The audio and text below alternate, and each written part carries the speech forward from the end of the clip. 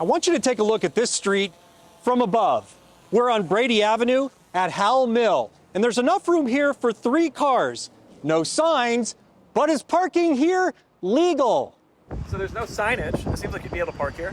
I would assume I could park here only because there's no signage saying either way. But there is a no parking sign if you look way over here. To me, the signage as it sits seems to apply to the area in front and not to this behind.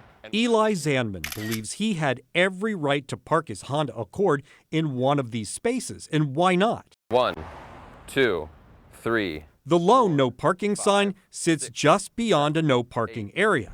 It's missing the pointing arrow you often see on other no parking signs, and 25, 26. It's more than 50 feet away from the closest parked car. 68, 69, 70, 71. ATL Plus, the private company that issues citations for the city of Atlanta, wrote Eli a $75 parking ticket. The next day, Eli filed an online appeal, but Eli never got his day in court because he never got the notice. All parking ticket notices are supposed to go to the car's registered address. For Eli, it's his parents' address since Dad is on the registration. We're not sure how ATL Plus got Eli's address. They almost got it right, but instead of apartment 33, it went to apartment 3. I've talked to 3 different people. I've spent over an hour of my time down there. I've spent probably 2 hours of my time on the phone, and they bounce you back and forth. And because of that missed hearing, the fine went from $75 to $150. Maybe you should issue them a citation. I should. That got us thinking, how could we help? Better call Harry? Better call Larry. And then what you would do is that you would write here, there's a case number. And Larry Cohn is a defense lawyer who says you don't need a lawyer for a parking ticket.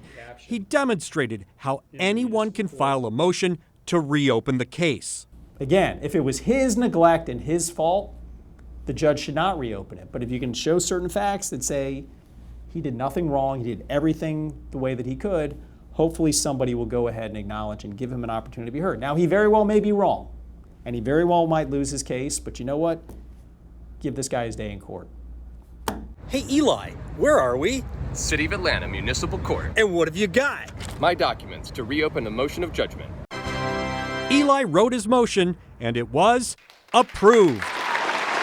Victory was on the horizon, or so we thought. Yes, ma'am. On the day of the hearing, Eli sat in an empty courtroom. His case had been reassigned from Judge Calvin Graves, the parking ticket judge, to Chief Judge Christopher Portis. Also present, Municipal Court Administrator Rashida Davis, who knew all about our investigation. On the evening of May 18th. 1 minute into the appeal, Judge Portis interrupted. Let me stop you there. Okay. Let me hear why I need to reopen the case. Eli tried to explain. And then it was a battle of getting City of Atlanta and ATL Plus to accept responsibility with each one pointing the finger at the other. Judge Portis was not convinced. He referred to another parking ticket Eli received where, once again, the court date notification went to the wrong address. What bearing or relevance does that have on what I may have done in May of this year? Well, this is the forum where you ask me questions. I'm telling you based on what I'm looking at, where I am with what it is that you're presenting. It looks like, I don't know if there was an error on your part or... We'd never seen anything like it. The chief judge and the court's administrator holding a private hearing in front of a television news crew over who got the address wrong. There's no basis for me to reopen the case. The motion to reopen a $75 parking ticket was denied. Okay, thank you. It just feels like the decision was made before we got in there. Eli paid the fine, but was he really guilty? It was an afterthought when we pulled up an image of the no parking sign on Google Maps. This image, taken 3 months before Eli's ticket, shows the same no parking sign. But it also shows 3 additional signs that someone removed. One with a red arrow pointing away from the parking spaces, and 2 green signs that prove the defendant was legally parked. On Atlanta's west side, I'm Better Call Harry, Atlanta News First.